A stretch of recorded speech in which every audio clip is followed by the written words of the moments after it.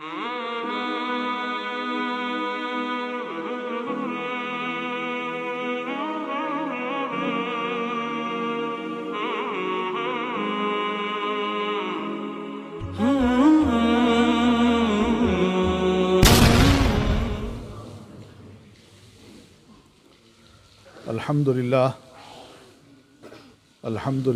وحدہ والصلاة والسلام علی من لا نبی بعدہ اما بعد فإن احسن الحدیث کتاب اللہ واحسن الہدی ہدی محمد صلی اللہ علیہ وسلم وشر الامور محدثاتها فإن كل محدثة بدعة وكل بدعة ضلالة وكل ضلالة في النار اعوذ باللہ من الشیطان الرجیم بسم اللہ الرحمن الرحیم ان الدین عند اللہ الاسلام ومن یبتغی غیر الاسلام دینا فلن يقبل منہ وهو فی الآخرۃ من الخاسرین صدق اللہ العظیم۔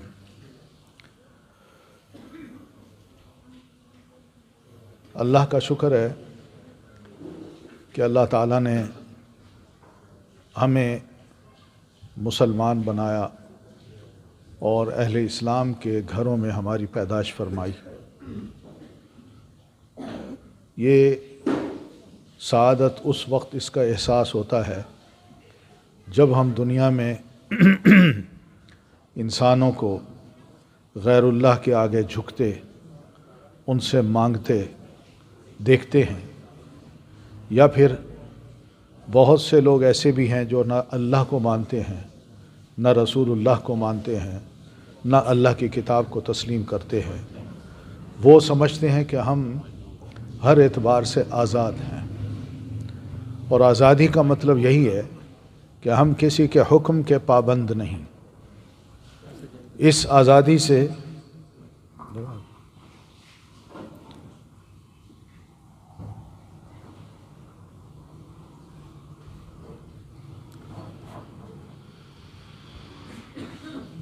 اس آزادی سے وہ یہ فائدہ اٹھاتے ہیں کہ ہمارے لیے جب دین نہیں ہے، کوئی مذہب نہیں ہے، تو بے دینی ہی کو لینا ہے، بے دینی ہی کو پروموٹ کرنا ہے، اور بے دینی ہی کو اپنانا ہے۔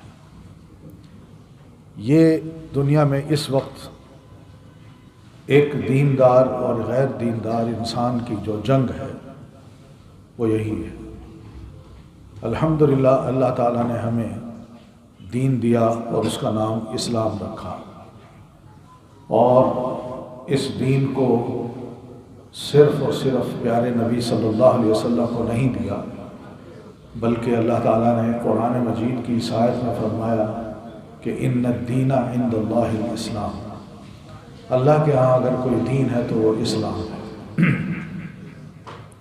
جس کا مطلب یہ ہے کہ پیارے نبی علیہ الصلوۃ والتسلیم کی آمد سے پہلے بھی جتنے انبیاء کرام تھے، آدم علیہ السلام سے لے کر سیدنا عیسیٰ علیہ الصلوۃ والتسلیم تک، وہ سبھی دین اسلام کی دعوت دے رہے تھے، کسی اور کی دعوت نہیں دیتے تھے۔ ابراہیم علیہ السلام کے بارے میں اللہ تعالیٰ فرماتے ہیں اذ قال له ربه اسلم قال اسلمت لرب العالمین، جب اللہ نے انہیں فرمایا کہ ابراہیم اسلام لے آئیے، سبمٹ کر دیجئے، جھک جائیے، جھکا دیجئے اللہ کے احکام کے آگے اپنے آپ کو، تو انہوں نے فوراً فرمایا میں نے اپنے آپ کو رب العالمین کے حضور جھکا دیا۔ تو اسلام کا مطلب ہوتا ہے جھک جانا، اور مسلم وہی ہوتا ہے جو اللہ اور اس کے رسول کے احکام کے آگے جھک جائے۔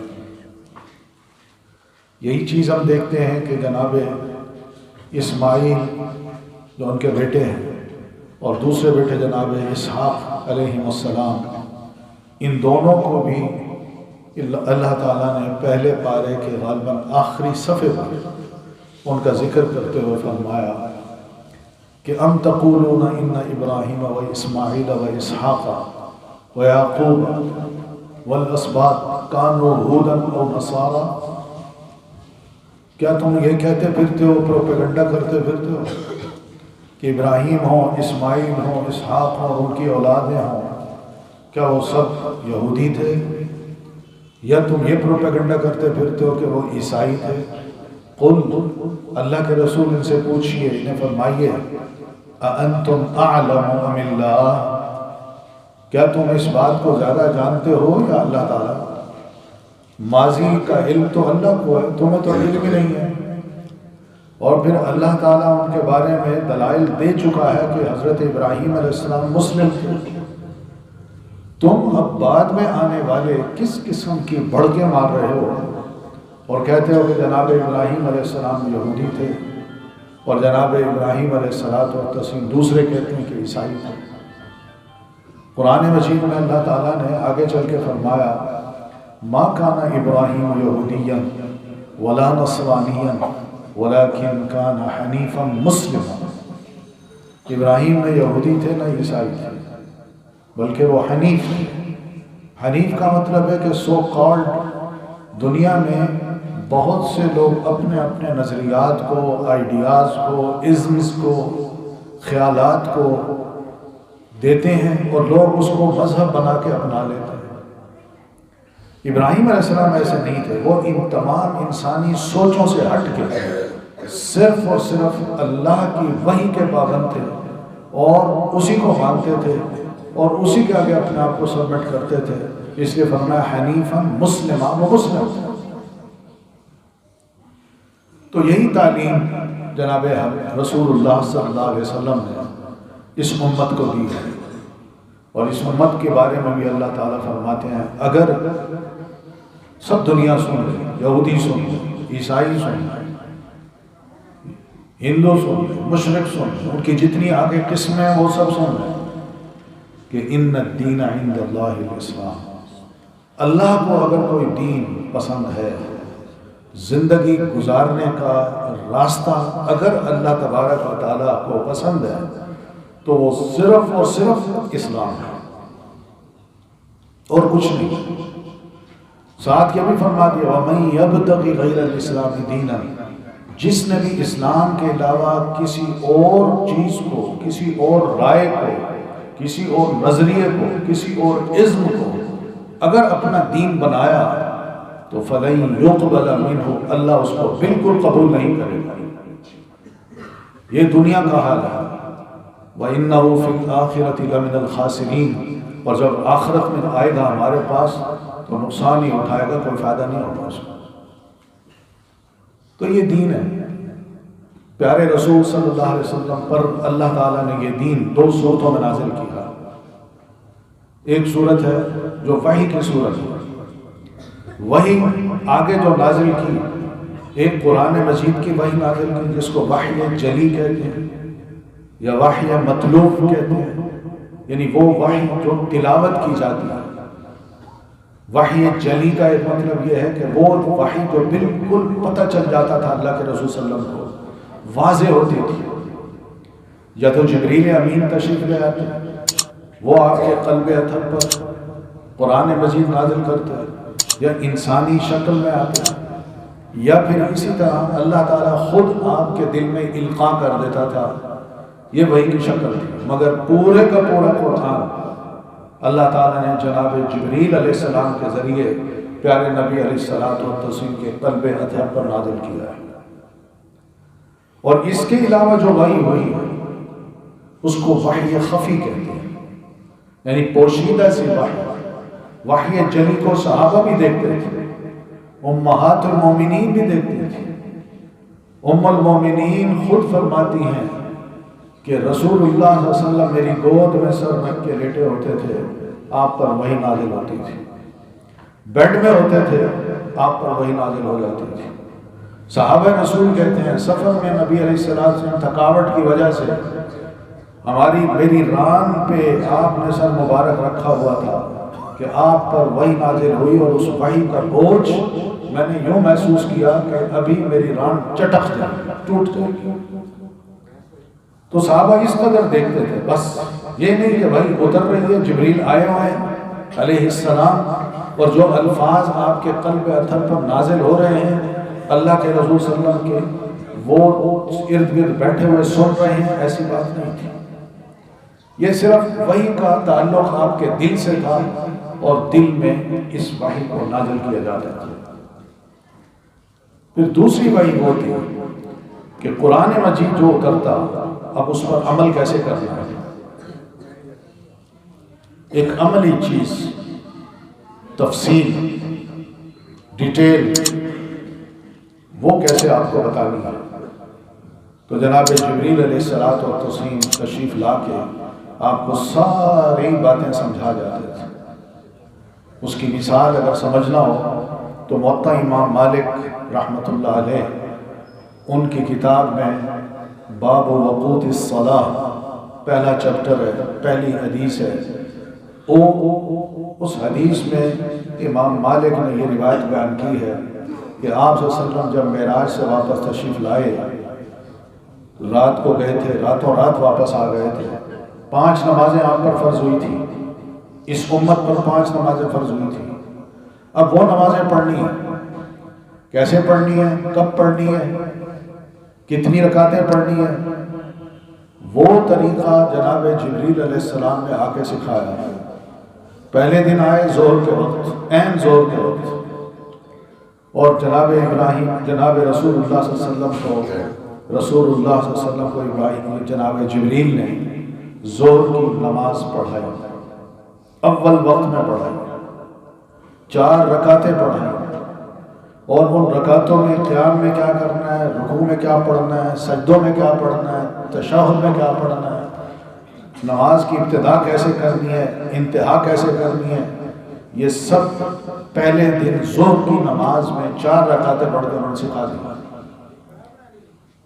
پھر عصر کا وقت آیا تو جبریل امین پھر تشریف لائے،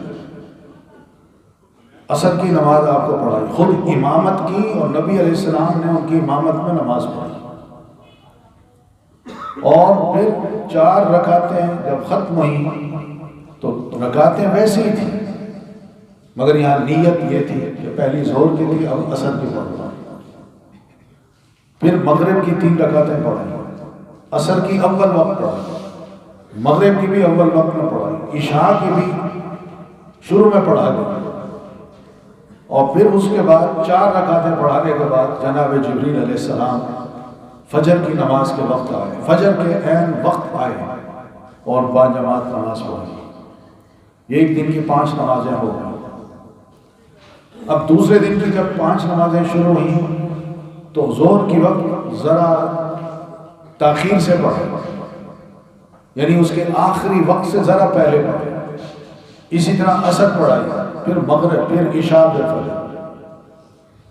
2 دن کی نمازیں پڑھانے کے بعد اب جبریل امین فرماتے ہیں کہ نمازیں تو، محدثین کرام یہ لکھتے ہیں، نمازیں تو بالکل واضح ہو گئی آپ پر کہ نمازیں اس طرح پڑھنی ہے، اتنی رکعتیں پڑھنی ہے، اتنی رکوع کرنے ہیں، سجدے کرنے ہیں، یہ پڑھنا ہے، تسبیحات، تشہد، سب کچھ۔ لیکن 2 وقتوں میں جو انہوں نے پڑھائی ہے، ایک دن پہلے وقت اور دوسرے دن آخری وقت، اب یہ ایک بات تھی جو جناب جبریل علیہ السلام نے جاتے جاتے سمجھا دی کہ اللہ کے رسول، آپ کی امت کے لیے ان الوقت بین ہذین، یہ 2 دن کی میں نے نمازیں 2 ایک جیسی پڑھائی ہیں، ظہر اور دوسرے دن کی بھی ظہر، پہلی اول وقت میں اور دوسری آخری وقت میں، آپ کی امت کے لیے وقت اس نماز کا ان دونوں اوقات کے درمیان کا ہے، یعنی اول وقت میں پڑھ لیں اور آخری وقت سے ذرا پہلے پڑھ لیں، یہ اسپین ہے وقت کا، یہ ایک حصہ ہے ظہر کی نماز کا جو آپ کی امت کے افراد نے پڑھنا ہے، اور پھر اتنا عصر، اسی طرح مغرب، اسی طرح عشاء، اسی طرح فجر۔ آپ صلی اللہ علیہ وسلم نے خود اس مفہوم کو یوں لیا کہ آپ ہمیشہ کوشش یہ کرتے تھے کہ میں جو ہی نماز کا وقت ہو اول وقت میں پڑھوں، تو آپ پڑھ لیا کرتے تھے۔ گرمیوں میں کبھی کبھی مغرب کی نماز کو ذرا تاخیر سے، ظہر کی نماز کو ذرا ٹھنڈا کر کے پڑھتے تھے، ورنہ باقی نہیں تھا۔ یہ تعلیم انہوں نے دی۔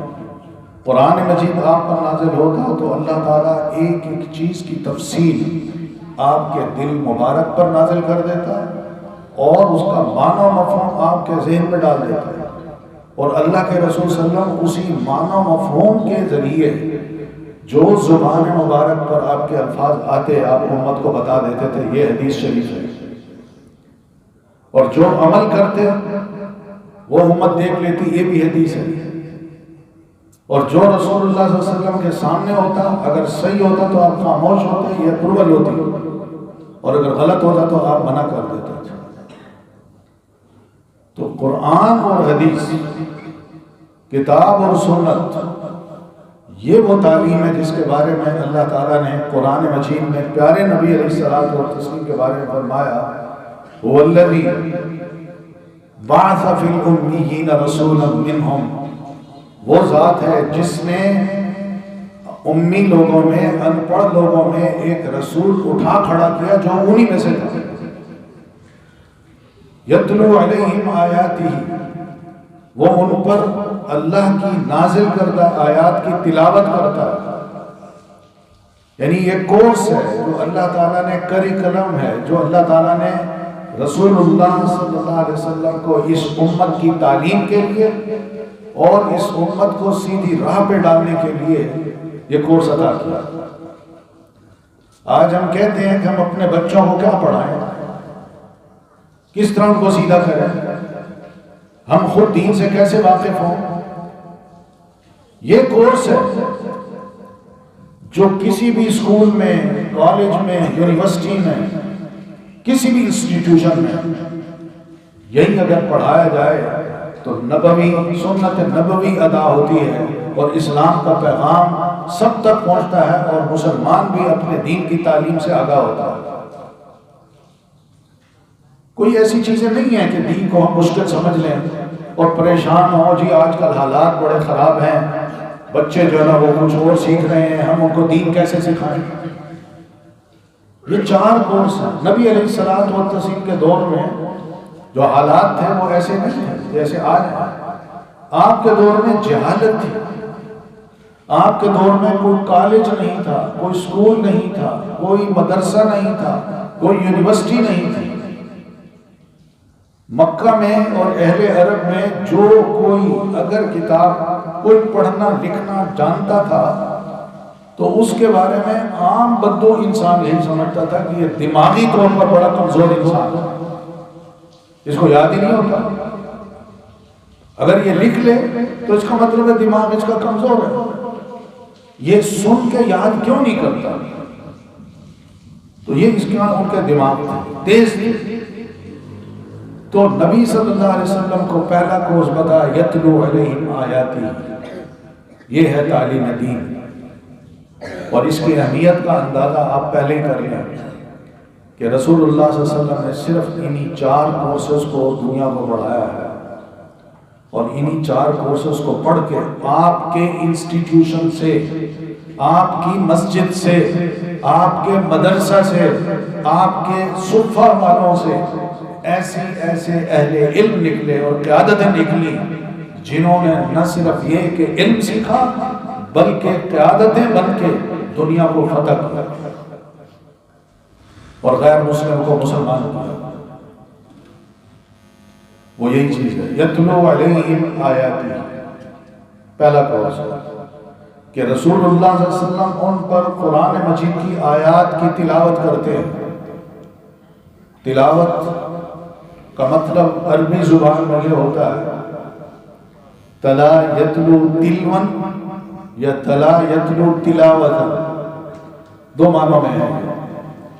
تلون کا اگر معنی لیں تو اس کا مطلب یہ ہے کہ جس طرح ایک اونٹنی آگے چلتی ہے صحرا میں تو اس کا چھوٹا بچہ جب پیچھے چلتا ہے اس کے تو اپنی ماں کے قدم پر اپنا قدم رکھتا چلا جاتا ہے،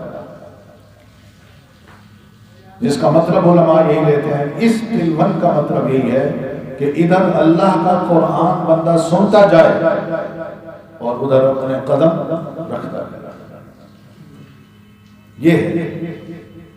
تو رسول اللہ صلی اللہ علیہ وسلم تلاوت کرتے تھے، اس تلاوت میں عرب تھے، آپ کی جو تلاوت ہوتی تھی وہ تلاوت یعنی جس کو آپ کہہ دیں کہ جس کے مخارج، جس کی تجوید، حروف کی ادائیگی، الفاظ کی ادائیگی، اس کا ردم، کہ کہاں دوزخ کی بات آتی ہے تو رسول اللہ صلی اللہ علیہ وسلم کی آواز ذرا بھاری بھرکم سی ہو جاتی ہے، گھبراہٹ کا علم آپ پہ طاری ہو جاتا ہے، اور جہاں جنت کی بات آتی ہے تو آپ اس کی طلب کرنے کے لیے اپنی آواز کو ذرا تبدیل کر لیتی ہیں۔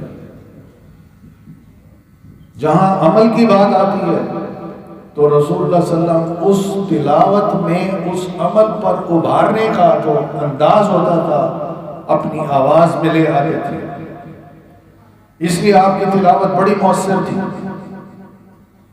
آپ کی تلاوت اس لیے جو بھی سنتا تھا اس کے دل میں اتر جاتی تھی، اور وہ حیران ہوتا تھا کہ یہ کس قسم کا کلام پڑھ رہا ہے، تو جادو ہے۔ تو یتلو علیہم آیاتی، پہلا کام کہ تلاوت کرتے تھے، اور دوسرا کام وَيُزَكِّيهِمْ، اس تلاوت کے ذریعے اللہ کے رسول صلی اللہ علیہ وسلم دلوں پر جب اپنی تلاوت کا اثر ڈالتے تھے تو اس کے ذریعے سے ان کے دلوں کو پاک صاف کر دیتے تھے۔ قرآن توحید کی تعلیم دیتا ہے، شرک سے نفرت دلاتا ہے، تو رسول اللہ صلی اللہ علیہ وسلم کی اس تلاوت کو سن کے ایسے لوگوں کو جو تلاوت سے متاثر ہوتے تھے انہیں اللہ یاد آتا، اس کو وحدہ لا شریک تسلیم کرتے، اور اس کے مقابلے میں جو دوسرے خدا ہوتے تھے ان کو چھوڑ دیتے تھے، ان کی عبادت چھوڑ دیتے تھے۔ یہ بھی تلاوت کا ایک اثر ہے۔ یزکیہم، اندر کی جو خرابیاں تھیں، حسد، بغض، کینہ، نفرت اور چھپی ہوئی دشمنیاں، غیبتیں، یہ سب ایسی چیزیں تھیں جو دلوں کو ناپاک کر چکی تھی، لیکن اس تلاوت کے ذریعے سے ہمارے پیارے رسول صلی اللہ علیہ وسلم نے ان صحابہ کرام کو جو حسد اور بغض اور کینہ اور غیبت سے لدے ہوئے تھے، اس تلاوت کو سن کے اللہ تعالیٰ ان کے دلوں کو، ان کے ایکشنز کو، عمل کو پاک صاف کر دیا۔ کیسے پاک صاف کیا؟ جس صحابی نے کلمہ پڑھا ہے، جس عرب نے کلمہ پڑھا ہے، اس کا دل پاک صاف کیسے ہوا؟ اس کی دلیل یہ ہے، کلمہ پڑھنے کے بعد اس نے مڑ کے کبھی نہیں دیکھا کہ پہلے میں کیا کرتا تھا اور اب میں کیا کرتا ہوں۔ اس نے نہ مڑ کے کبھی اپنے ماں باپ کو، اپنے گھر والوں کو، اپنے رشتہ داروں کو، اپنی جائیداد کو، اپنے شرک کو مڑ کے نہیں دیکھا، ایسا دل اس کا پاک ہو گیا۔ وَيُزَكِّيهِمْ، شراب کے اگر عادی تھے، تلاوت کلام پاک سنی تو شراب کے مٹکے توڑ دیے، اٹھتا چھلکتا جام جو ان کے ہاتھوں میں تھا اور منہ کی طرف جا رہا تھا، جو ہی آیت سنی اس جام کو پھینک دیا۔ کاروبار اگر چل رہا تو مٹکے دکان پہ جا کے توڑ دیے، نہیں، بس یہ ہے یزکی۔ خواتین کا یہ عالم تھا کہ حجاب کی جب آیتیں نازل ہوئی تو یہی مسلمان خواتین جو کلمہ پڑھ چکی تھی، قرآن کی آیتیں سنتے ہی اپنے آپ کا تزکیہ یوں کرتی ہیں کہ صحابی رسول کہتے ہیں، میں رات کی تاریکی میں جب سب سوئے ہوئے تھے، جب سب سو جاتے ہیں، میں اٹھا، گھر کی چھت پہ گیا تو میں کیا دیکھتا ہوں، گھر گھر میں چراغ جلے ہوئے، روشنی آ رہی ہے۔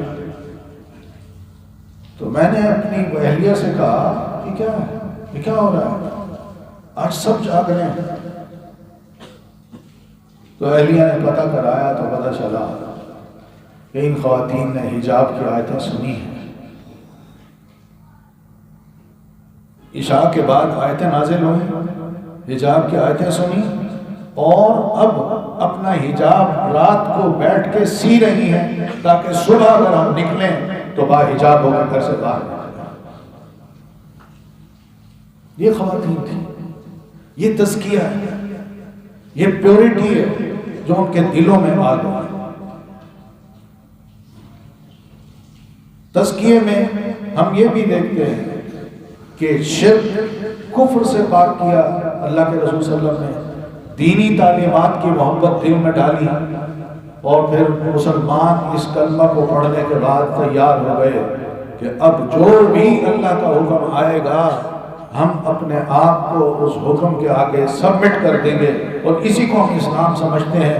اور اگر رسول کی کوئی بات، اللہ کی کوئی بات پیچھے چھوڑتے ہیں تو ہمارا مسلمان ہونا اللہ کو منظور نہیں ہے۔ تیسرا کورس وہ یہ تھا کہ وَيُعَلِّمُهُمُ الْكِتَابَ، کہ رسول اللہ صلی اللہ علیہ وسلم صرف کتاب کو سناتے نہیں تھے کہ اس کے بہترین آپ قاری بن جائیں، نہیں، آپ تعلیم بھی دیتے تھے، قرآن کتاب اللہ کی تعلیم بھی دیتے تھے۔ اور صحابہ کرام مسلمان ہونے کے بعد جہاں پر قرآن مجید کی قراءت کو سیکھتے تھے شرماتے نہیں تھے۔ بڑے بڑے لوگ تھے ہوتے، عمر کے بڑے بڑے، عمر رسیدہ لوگ، جوان لوگ، قرآن مجید سیکھنا ہے، اور سیکھنے کے لیے پہلے تلاوت سنتے رسول اللہ صلی اللہ علیہ وسلم سے، اور پھر اس کے بعد اس کو پڑھنے کی خود کوشش کرتے، اور اپنی کوشش میں اگر ان کو مشکل ہو رہی ہے تو رسول اللہ صلی اللہ علیہ وسلم نے ان کو ڈانٹا نہیں،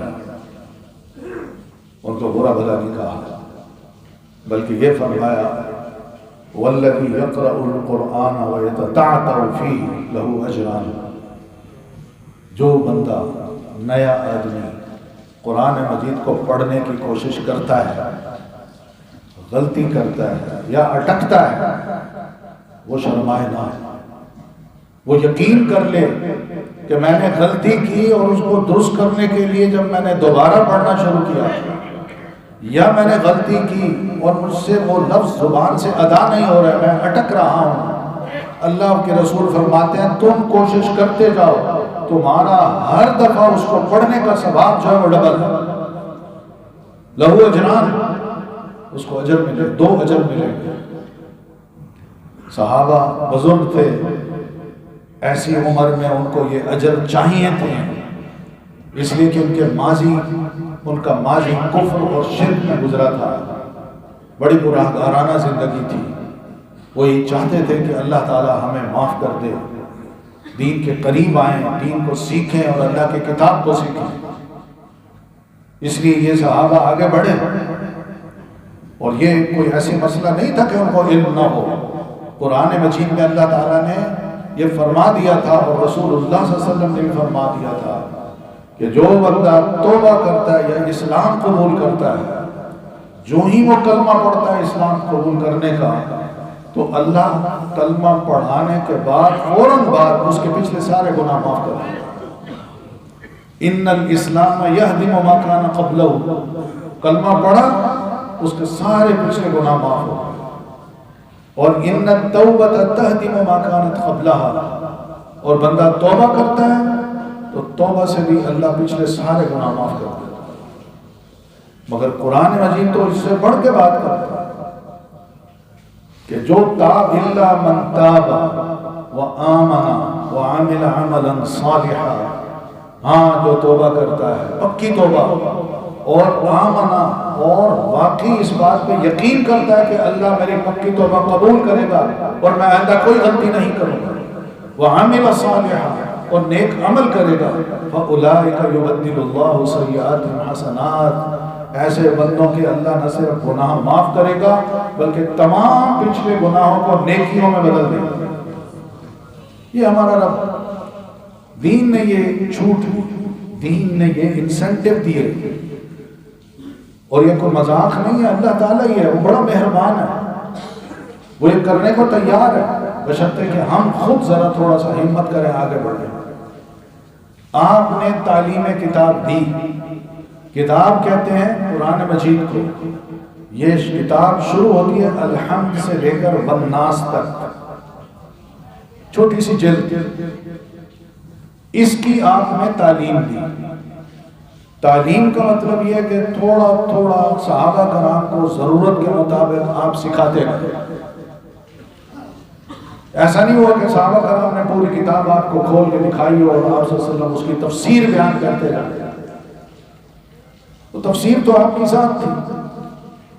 آپ کے وجود سے نکلنے والا کوئی بھی عمل، زبان مبارک سے نکلنے والا کوئی لفظ، آپ کے وجود سے پھوٹنے والا کوئی عمل، یہ سب اور سب قرآن مجید کی تفسیر تھی. نبی صلی اللہ علیہ وسلم نے اپنے عمل سے قرآن مجید کو جس طرح سمجھا اپنے عمل سے کر دکھایا. قرآن مجید کو جس طرح سمجھا اپنے الفاظ اس کے بارے میں بیان کر دیا. مگر یہ الفاظ دیکھ لیں، قرآن مجید کی نقالی نہیں ہے.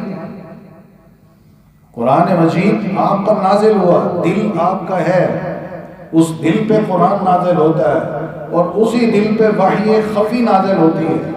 مگر جب زبان مبارک سے آپ قرآن مجید کی تلاوت کرتے ہیں تو وہ قرآن ہوتا ہے، اور جب اپنے الفاظ بیان کرتے ہیں تو وہ حدیث ہوتی ہے.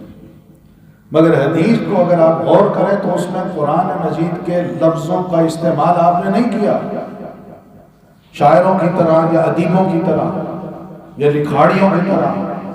جب وہ لکھتے ہیں تو جملہ کوئی ادھر سے، کوئی مصرع ادھر سے، کوئی لفظ ادھر سے لیا اور اس کو اپنی شاعری کا، اپنی تحریر کا حصہ بنا کے لوگوں کو پیش کرتے ہیں. نبی علیہ الصلوۃ والتسلیم نے ایسا کام نہیں کیا. آپ فرمایا کرتے تھے کہ اوتیت جوامع الکلم، میرے رب نے مجھے جامع کلمات نصیب کیے ہیں. مراد یہ ہے کہ میں چھوٹا سا جملہ بولتا ہوں، معمولی سا، لیکن اس میں دریا کو کوزے میں بند کر دیتا. یہ ہوتا ہے کام.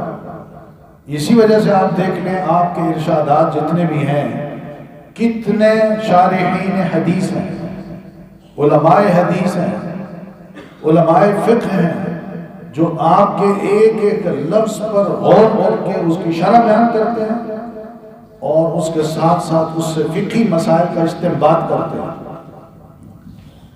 چھوٹے سے لفظ، معمولی سے. رسول اللہ صلی اللہ علیہ وسلم کی زبان مبارک سے نکلنے والے الفاظ علماء نے اکٹھے کیے ہیں، چھوٹے چھوٹے جملے، اور ان جملوں کو انہوں نے فرمایا کہ یہ فقہی قواعد بھی ہیں، یہ فقہی اصول بھی ہیں جو رسول اللہ صلی اللہ علیہ وسلم کی زبان مبارک سے اللہ نے ادا کروائے، مگر حدیث نہیں. اس لیے فقہ پڑھنی ہو یا اصول فقہ پڑھنا ہو تو یقین مانیے کہ اگر حدیث رسول صلی اللہ علیہ وسلم پر غور کریں تو ہمیں اصول فقہ بھی مل جاتا ہے اور فقہ کتاب بھی مل جاتا ہے اور فقہ السنہ بھی مل جاتی ہے.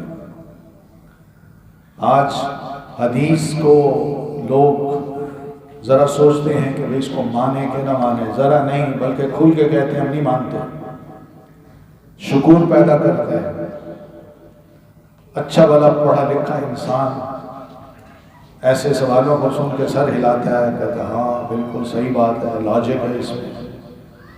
یہ کیسے ممکن ہے کہ رسول اللہ صلی اللہ علیہ وسلم نے کوئی بات ارشاد فرمائی ہو اور اس کو بندے یاد کر لیں اور یاد کرنے کے بعد نیکسٹ جنریشن کو وہ لفظ سنائیں اور پھر اگلی جنریشن اس کو لکھے، تو آپ کے منہ سے نکلنے ہوئے الفاظ جب نیکسٹ جنریشن بیان کرے گی تو ضرور اس میں کوئی نہ کوئی بدل دے گی، اور پھر اس کے بعد جب پہنچیں گے تو وہ بدلا ہوا ہوگا، اور پھر اس کے آخر میں جس نے لکھا وہ کچھ بن لکھا ہوگا.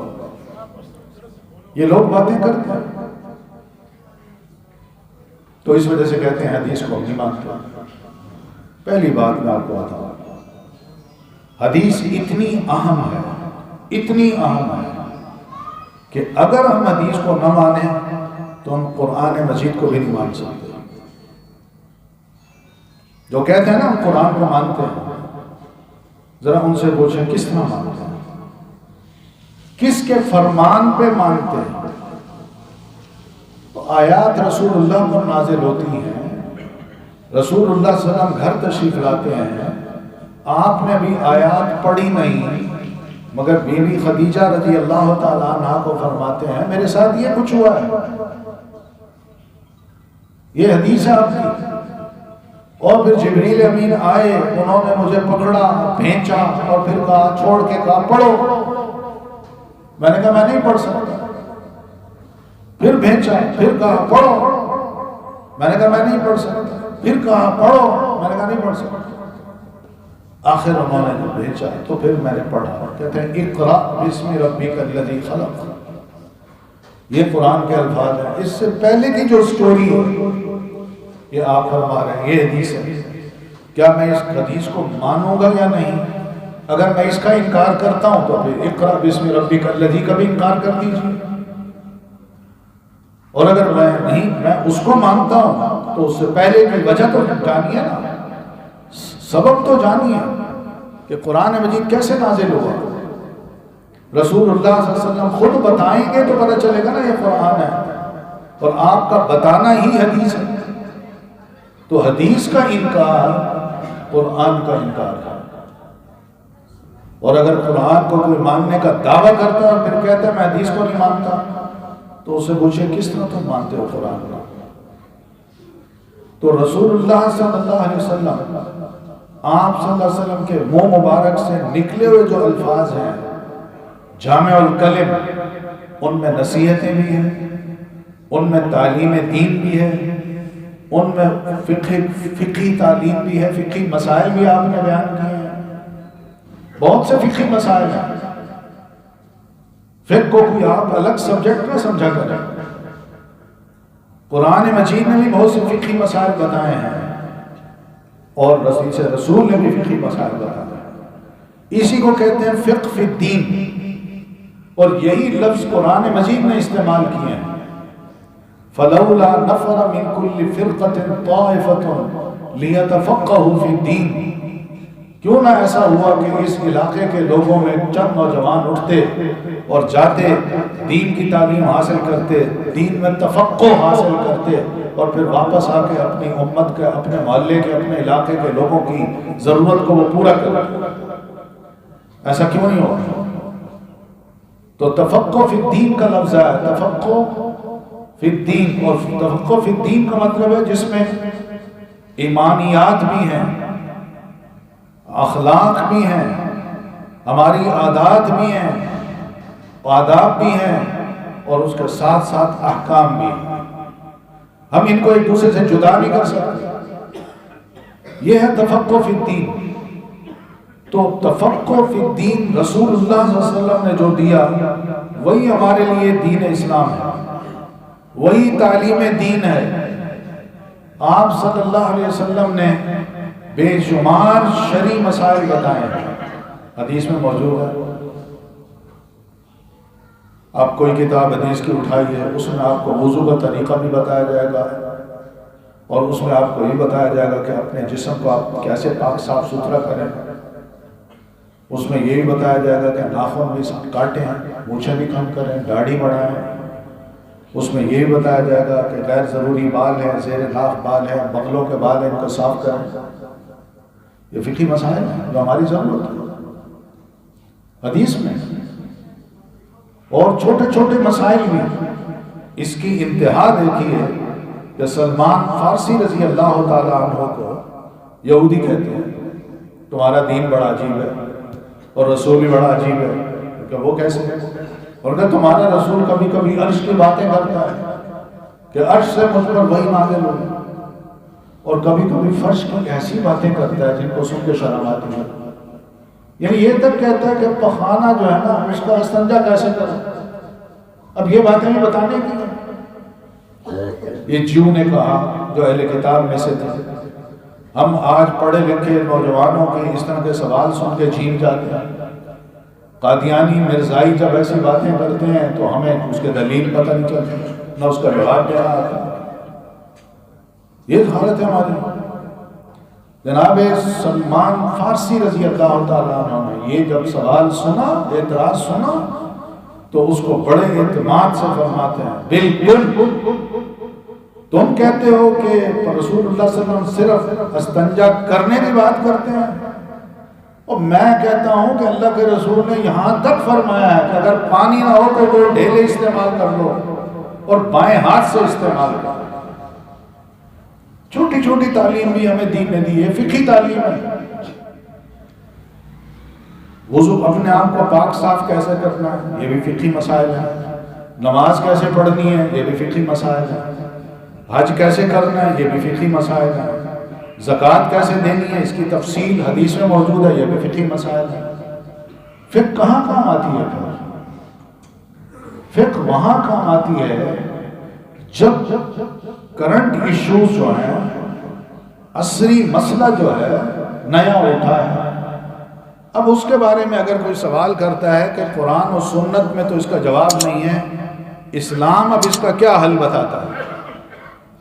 یہاں فقہائے کرام کا اور علماء کا یہ کام ہوتا ہے کہ وہ اس مسئلے کو لے کے قرآنی آیات پہ غور کریں، حدیث رسول پر غور کریں، بشرطے کہ ان کے پاس ان دونوں کا علم ہو، غور کر کے کہیں نہ کہیں سے اس کا حل نکالیں، اور یہی غور و فکر ان کو حل نکلوا دیتا ہے۔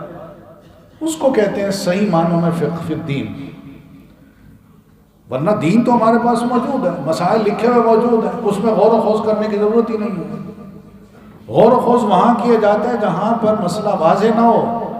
علماء کا کام یہ ہوتا ہے کہ اس کا حل بتائیں۔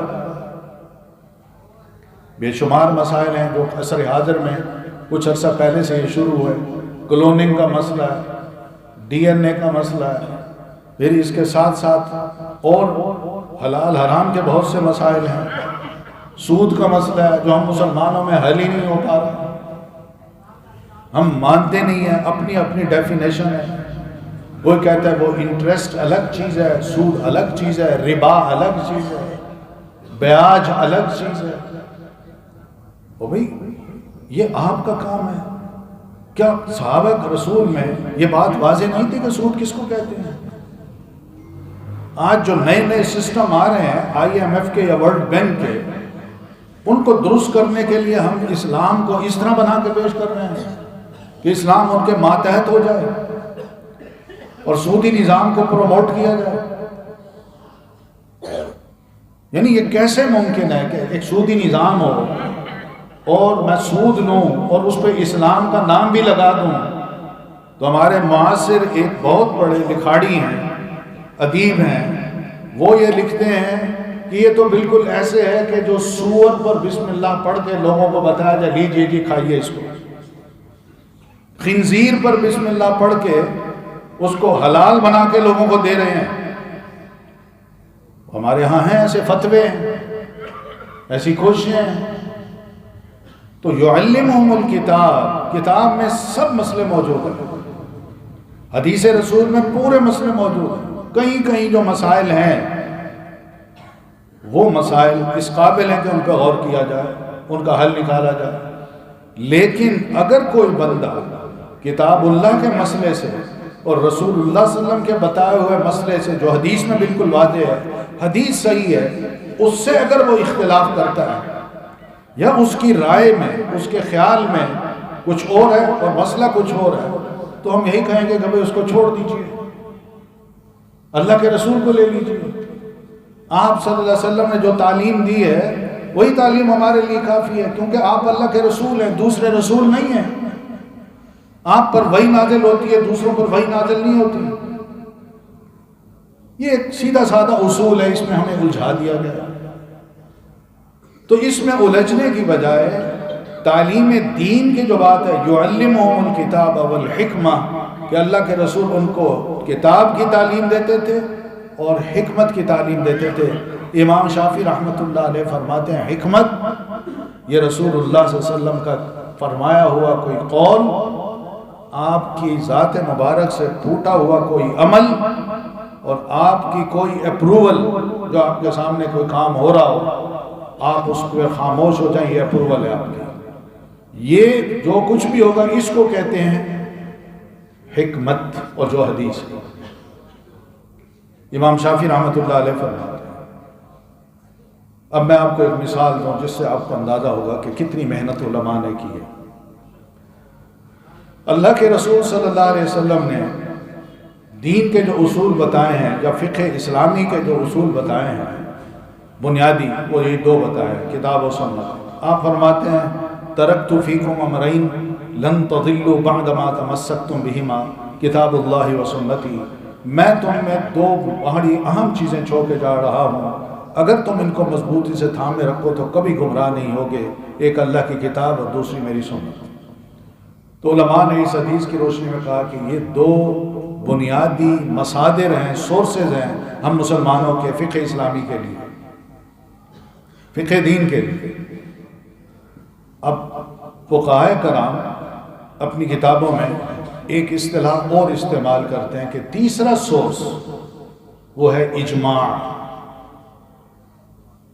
اس کی دلیل کیا ہے؟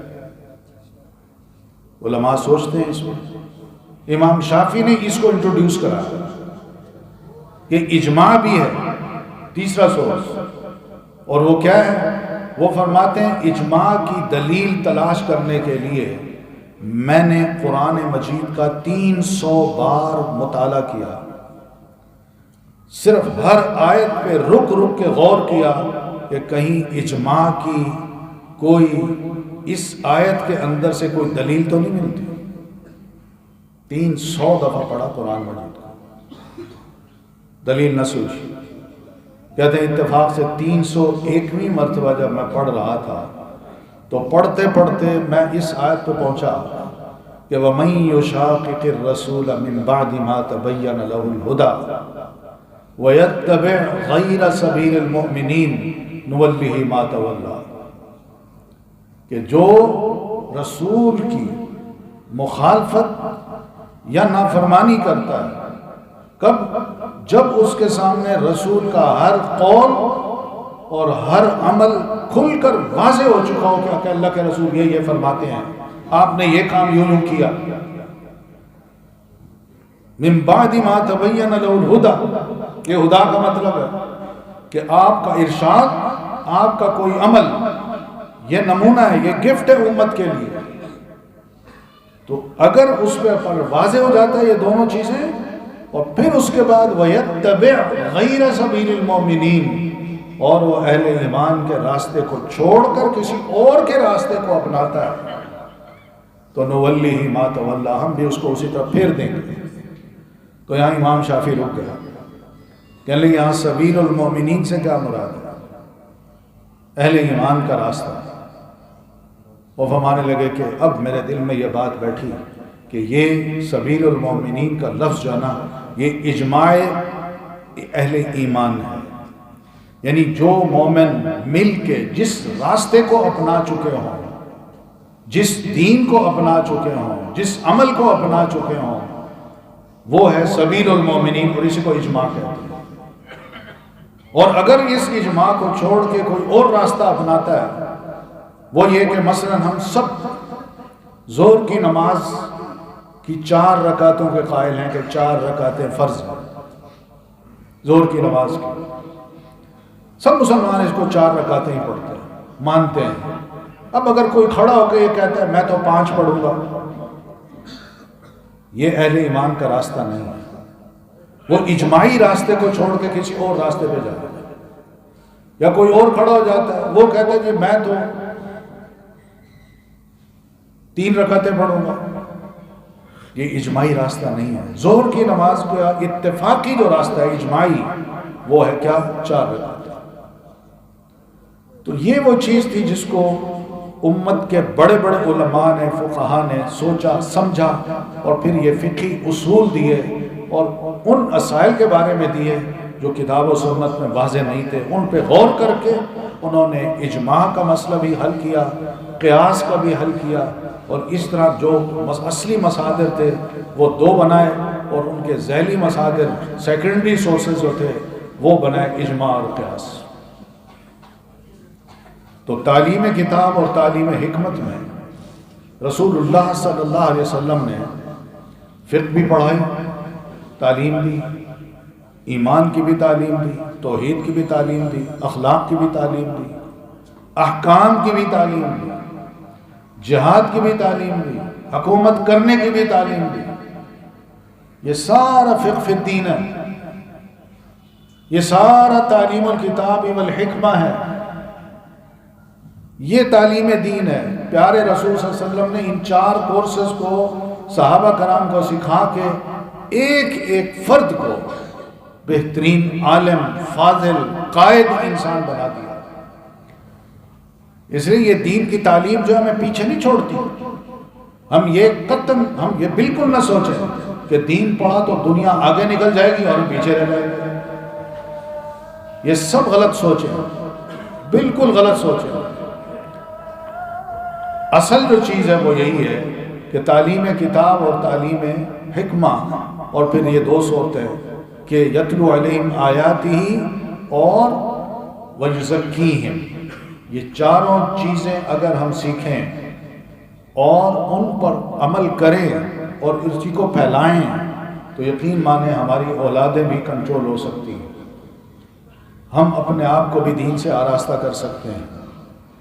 ہم اس وقت جتنے بھی مسائل ہیں، چیلنجز ہیں، ان کا بہترین طریقے سے مقابلہ کر سکتے ہیں۔ یہ مت سوچئے کہ ہمارے پاس ان کے مقابلے میں کچھ نہیں، ہمارے پاس بہت کچھ ہے۔ دوسروں نے ہمارے خلاف بہت کچھ سوچا ہے، ہم صرف اتنا سوچ لینا کہ ہم نے ان 4 کورسز کو بچوں کو پڑھانا ہے، خود بھی پڑھنا ہے، یہ ساری ان کی جو کوششیں ہیں یہ سب بیکار جا سکتی ہیں۔ آج بلین ڈالرز، کئی بلین ڈالرز مسلمانوں کو دین کی تعلیم سے ہٹانے کے لیے خرچ کیے جا رہے ہیں۔ یقین مانیے ہمیں 1 روپیہ بھی خرچ کرنے کی ضرورت نہیں ہے۔ آپ مسجدوں میں آئیں، اس کتاب کی تعلیم حاصل کریں، مسائل سیکھیں، رسول اللہ صلی اللہ علیہ وسلم کی سیرت کو جانیں، آپ کی سنت کو سیکھیں، جانیں اور حدیث کو سیکھیں، تو دیکھیے ہمارے اندر وہ نکھار آتا ہے یا نہیں جو صحابہ کرام میں تھا۔ ہم اسی تعلیم سے اپنے آپ کو آراستہ کر کے دنیا میں اپنے آپ کو با کردار انسان ثابت کرتے ہیں یا نہیں؟ ہم کر سکتے ہیں، صرف سوچ کو بدلنے کی ضرورت ہے۔ وقت کی جو حالات کی جو ایک لہر ہے، جو کہتا ہے ہم ویسے کہنا شروع کر دیتے ہیں، اور یہ حالات بڑے برے ہیں، کیسے مقابلہ کریں؟ سوشل میڈیا ہے، پرنٹ میڈیا ہے، پھر اس کے بعد اور بہت شیطانی کام ہے، کیا کیا چیزیں آ گئی ہیں مارکیٹ میں، بندہ کس پر نظر رکھے، کس پر نہ رکھے۔ بھئی آپ کے پاس یہ قرآن مجید ہے، رسول اللہ صلی اللہ علیہ وسلم کی سیرت ہے، آپ کی تعلیم ہے، یہ سارا میڈیا ایک طرف، آپ اسی کو شروع ہو جائیں، دیکھیں آپ بڑے آسانی سے ان کا مقابلہ کر سکتے ہیں۔ آپ کو اگر کوئی واٹس ایپ پہ یا گروپس میں کوئی شے بھیجتا ہے تو کیا ہم نہیں کر سکتے کہ ہم بھی اللہ کی آیت، کسی آیت کا ترجمہ، اس کا بہترین معنی و مفہوم ضرورت کے مطابق لوگوں کو سینڈ کرنا شروع کریں؟ حدیث رسول ہے، بہت سی احادیث ہیں، اس کو لکھیں، اس کا ترجمہ لکھیں، اس کو پھیلا دیں۔ صدقہ جاریہ بھی ہے، تعلیم کتاب بھی ہے، تعلیم سنت بھی ہے۔ ذرا تھوڑا سا اپنے بچوں کو بھی سکھائیں، گھر میں اس چیز کو عام کریں۔ آپ یقین مانیں کہ ہم سست ہیں، جو میں محسوس کرتا ہوں ہم سست ہیں، ہماری سستی کی وجہ سے یہ سب کچھ ہو رہا ہے۔ ذرا تھوڑا سا الرٹ ہونے کی ضرورت ہے کہ ہم ان کا مقابلہ کوئی بڑے سطح پر نہیں کرنا چاہتے بلکہ معمولی سطح پر کرنا چاہتے ہیں، اور وہی ہے کہ ہم مساجد کو آباد کریں، مساجد میں اس قسم کی تعلیمات کو عام کریں، اور پھر اپنی بچیوں کو اور خواتین کو بھی دین کی تعلیم کے لیے مسجد کے پورشن بنائیں ایسے کہ جس میں وہ آئیں، وہ بھی حصہ لیں، وہ بھی دین سنیں۔ ہم نے تو مسجدوں میں بھی پابندی لگا رکھی ہے عورتوں کے آنے پر۔ وہ ہماری آبادی کا 50% سے زیادہ حصہ عورتوں کا، ہم ان کو دین کی تعلیم سے پرے کر کے کون سی نسلیں تیار کر رہے ہیں؟ کیا سمجھتے ہیں کہ ماں کے بغیر بچے جو ہے وہ اچھے مسلمان بن سکتے ہیں اگر ماں دین سے آراستہ نہ ہو؟ جب تک ماں دین سے آراستہ نہیں ہوگی بچے بھی ماں جیسے کام کریں گے جو ماں ان کو سکھائے گی۔ تو اس لیے یہ کوشش ذرا ہمت گھر گھر میں ہونی چاہیے، اور ہم اس کام کو پھیلانے میں جہاں انشاءاللہ اپنی کوششیں کریں گے وہاں اللہ کرے گا کہ انشاءاللہ ہماری اپنی تبدیلی سے دوسروں میں بھی تبدیلی آئے گی۔ ورنہ اللہ کا اصول ہے کہ ان اللہ لا یغیر ما بقوم حتی یغیروا ما بانفسہم، اللہ کسی قوم کو بالکل تبدیل نہیں کرتا جب تک کہ قوم خود اپنے آپ کو بدلنے کا ارادہ نہ کرے۔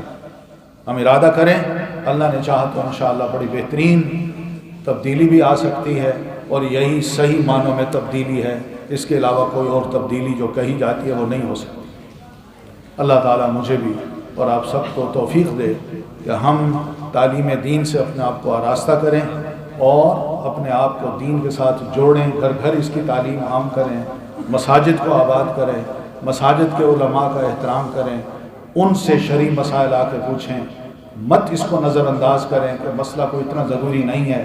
نہیں، ایک دفعہ مسئلے کا علم ہو جائے تو کم از کم آپ کو علم ضرور ہو جائے گا کہ یہ دین یہ کہتا ہے، اس کا جواب یہ ہے۔